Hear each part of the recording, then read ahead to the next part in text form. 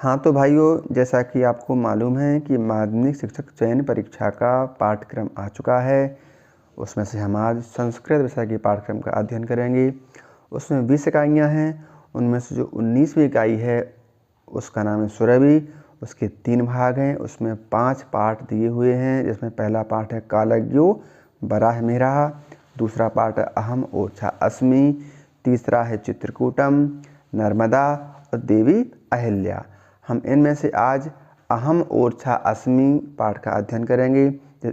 आपको मालूम है कि इन 5 पाठों में से प्रत्येक पाठ में से 1 अंक आना निश्चित है, क्योंकि एक इकाई है उसके 5 अंक निर्धारित हैं। 20 इकाइयाँ हैं, उनमें से 100 अंक आना है। तो इकाई 19 के जो 5 पाठ हैं उनमें से प्रत्येक पाठ में से 1 अंक का आना तय है। तो आज हम उसके 1 अंक की तैयारी के लिए अहम ओरछा अस्मि पाठ का अध्ययन करेंगे। तो आप हमारे साथ इस पाठ का गहराई से अध्ययन करें ताकि आपका 1 नंबर पक्का हो सके। शुरू करें। इसके लिए हमें पहले पाठ का हिंदी अनुवाद आना अच्छे से ज़रूरी है। तो आज हम पाठ का हिंदी अनुवाद करते हैं। आइए शुरू करें। अहम ओरछा अस्मि कक्षा 8वीं का पंचम पाठ है। अहम ओरछा, तब मैं ओरछा हूँ। अहम निवाड़ी मंडले स्थितं प्राचीनम नगरम अस्मि। पूर्व स्वतंत्र राज्य रूपेण मम परिचयः आसीत्। पहले स्वतंत्र राज्य के रूप में मेरा परिचय था।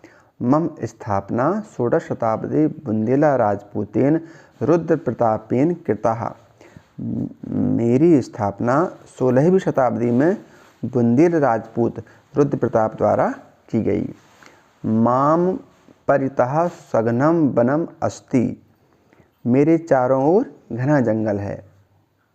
अस्मिन् वने सागौन वृक्षः अधिकः भवन्ति। इस जंगल में सागौन के पेड़ अधिक हैं। तो इसमें एक प्रश्न ये बनता है कि ओरछा के जंगल में कौन से पेड़ों से बना हुआ है। तो इसका आंसर है सागौन वृक्ष वहाँ के जंगल में अधिक हैं। सागौन काष्ठम बहुमूल्यम भवति। सागौन की लकड़ी बहुत कीमती होती है। मम वने सिंहा व्याघ्रः हरिणा नीलगावः वानरा स्वच्छंदम विचरन्ति।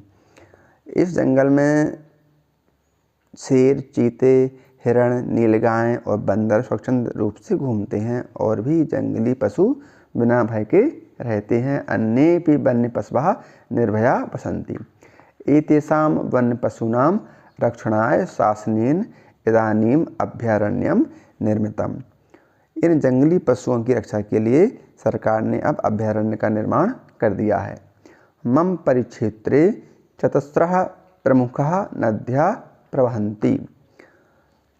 मेरे परिक्षेत्र में 4 प्रमुख नदियां बहती हैं। तो इसका एक प्रश्न ये बनता है कि इस क्षेत्र में कितनी नदियां हैं। तो इसका सही उत्तर है 4 नदियां इसमें बहती हैं। धसान, जामनी, जतारा, बेतवा नाम्यः नद्या जलस्य आवश्यकतां पूरयन्ति कृषिं वनं भूमि च सिंचति। मतलब धसान, जामनी, जतारा और बेतवा नाम की नदियाँ जल की आवश्यकता को पूरा करती हैं और वहाँ की खेती, वन भूमि, जमीन को सींचती हैं। जामनी नद्याः तीरे जम्बूवृक्षा अधिकाः भवन्ति। और जामनी नदी के किनारे जामुन के वृक्ष अधिक हैं। जैसा कि हम जान रहे हैं कि जामनी नदी है तो उसका संबंध जामुन से है, तो निश्चित रूप से वहाँ जामुन के वृक्ष की अधिकता होगी। मम दक्षिण भागे जामनी वेत्रवत्योः संगमः सन्ति। इसके दक्षिण भाग में जामनी और बेतवा, इसको बेत्रवती भी कहते हैं, उनका संगम है।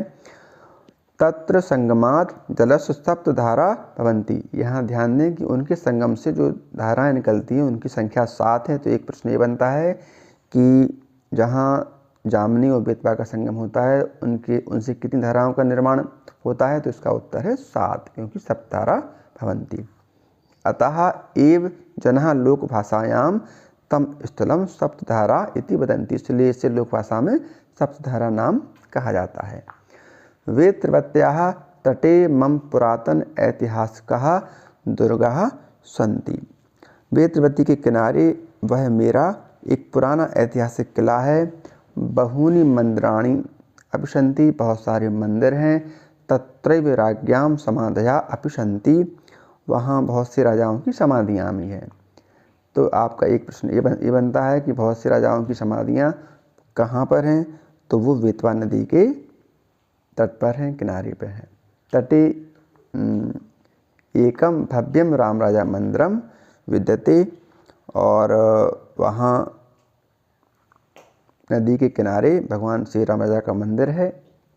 एतद कलात्मकम ऐतिहासिकम च मंदिरम अस्ति, मंदिरे रामस्य लक्ष्मणस्य सीतायाश्च भव्यः मनोरमा प्रतिभा प्रतिष्ठिता। मंदिर में भगवान राम लक्ष्मण सीता की भव्य मनोरम मूर्ति स्थापित है। मंदिरस्य उद्याने विष्पान स्थलम वर्तते, मंदिर के पास में एक उद्यान है, इसका नाम फूलबाग है, इसमें विष्पान स्थल है। अत्रैव वीरः हरदौलः विष्पानम कृतवान, यहीं पर वीर हरदौल ने विष्पान किया। मम भूमौ अनेके वीरः धीरः श्रेष्ठः पुरुषा अभवन, मेरी भूमि पर अनेक वीर धीर श्रेष्ठ पुरुष हुए। तेषु हरदौलः मम अति प्रिया आसीत, उनमें हरदौल मेरा अति प्रिय था। मतलब ओरछा कह रहा है कि उस भूमि में बहुत सारे धीर श्रेष्ठ और वीर पुरुष हुए हैं, उनमें से सबसे प्रिय कौन सा था? उसका उत्तर है सही हरदौल। हरदौल मम अति प्रिय आसीत, हरदौल मेरे अति प्रिय हैं। सह राज्ञा जुझार सिंहस्य प्रियः अनुज आसीत, ये कौन थे? ये वहाँ के राजा जुझार सिंह के प्रिय अनुज मतलब छोटे भाई थे। परम चाटुकारे धूर्ते राज्ञः मनसि राज्ञो हरदौल संबंधे संदेह उत्पादिता, परंतु चुगलखोर धूर्तों के द्वारा राजा के मन में रानी और हरदौल के संबंध में संदेह उत्पन्न कर दिया। हरदौलः महाराज्ञाः सम्मान रक्षणाय राज्ञाः संदेह निवारणाय च विष्पानम कृतवान, हरदौल ने महारानी के सम्मान की रक्षा के लिए और राजा के संदेह को दूर करने के लिए विष्पान किया। अद्यापि तस्य बलिदानस्य स्मृति समस्त क्षेत्रे सजीवा इव भाति, आज भी उसके बलिदान की स्मृति में समस्त क्षेत्र में सजीव सी सुशोभित होती है। विवाह वासरे महिलाः तम प्रथमम पूजयन्ति, विवाह के अवसर पर आज भी महिलाएं उनको पहले पूजती हैं। मम दुर्गम अपि सुदृढ़म कलात्मकम चास्ति, मेरा किला भी मजबूत और कलात्मक है। दरबार भवनम शीश भवनश्च दुर्गस्य वैशिष्ट्यम अस्ति, दरबार भवन और शीश महल किले की विशेषता है।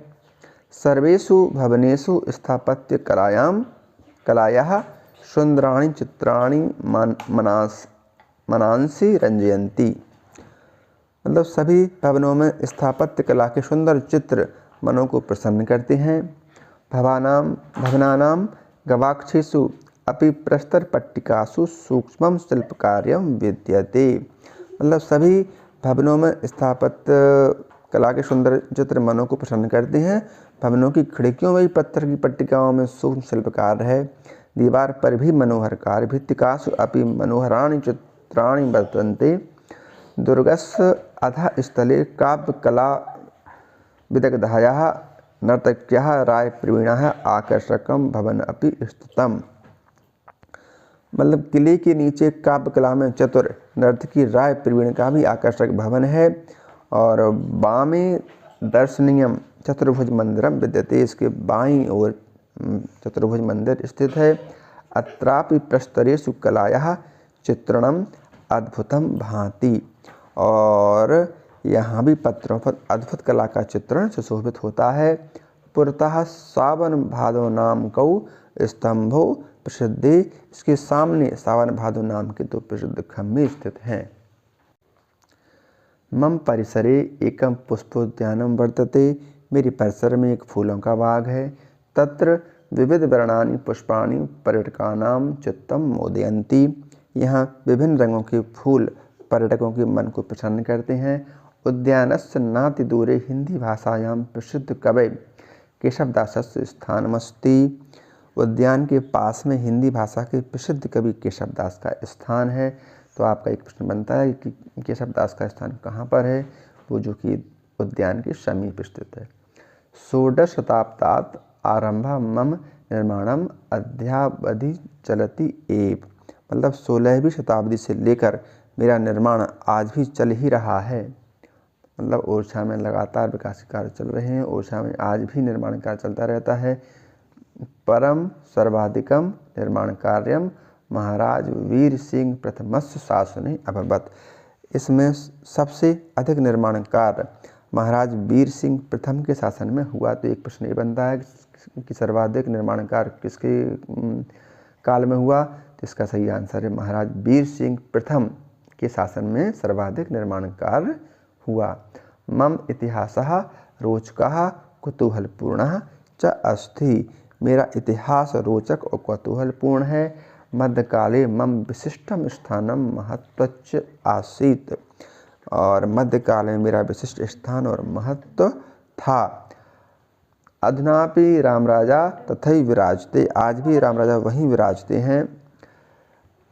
इदानीमपि जनः प्रतिवर्षम् आगच्छन्ति मां दृष्ट्वा च मुदिता भवन्ति, आज अब भी लोग प्रतिवर्ष आते हैं और मुझे देखकर प्रसन्न होते हैं, ये ओरछा कह रहा है। अन्यानि अपि लक्ष्मी नारायण मंदिर, फूलबाग, दीवान हरदौल भवन, सुंदर भवन, शहीद स्मारक प्रभृतानि द्रष्टव्यानि स्थलानि सन्ति। लक्ष्मी नारायण मंदिर, फूलबाग, दीवान, हरदौल भवन, सुंदर भवन, शहीद स्मारक आदि अन्य स्थल भी यहाँ देखने योग्य हैं। तो इनको आपको सारे स्थानों को एक बार फिर से रिपीट करते हैं। नंबर 1 लक्ष्मी नारायण मंदिर वहाँ है, फूलबाग है, दीवान हरदौल भवन है, और सुंदर भवन और शहीद स्मारक। इन स्थानों को आप अपने मस्तिष्क में रखें, दिमाग में रखें, ताकि ये आपकी परीक्षा में काम आए। प्रतिदिनं यात्रिणः आगत्य ममैतिहासिकं स्वरूपं दृष्ट्वान् प्रसन्ना भवन्ति तथा च तान् विलोक्य अहमपि प्रसन्ना भवामि। प्रतिदिन यात्री आकर मेरे ऐतिहासिक स्वरूप को देखकर प्रसन्न होते हैं तथा उनको देखकर मैं प्रसन्न होता हूँ। और इस प्रकार हमारे पाठ का अनुवाद हुआ। हम चाहते हैं कि आपका ये परीक्षा का समय बहुत कीमती है, इसलिए लंबी लंबी वीडियो ना बनाकर आपको वही जानकारी दें जिससे आपके नंबर अच्छे आएँ और आपका कम समय में अधिक तैयारी आपकी हो सके। ये पाठ का अनुवाद हुआ। अगर आप चाहें तो इस वीडियो को दोबारा सुनकर इसके महत्वपूर्ण बिंदुओं को अपनी कॉपी पर नोट कर सकते हैं। धन्यवाद। अगली वीडियो में इसी पाठ का व्याकरण अभ्यास करते हैं। तो अगली वीडियो जल्दी आपके सामने आएगी।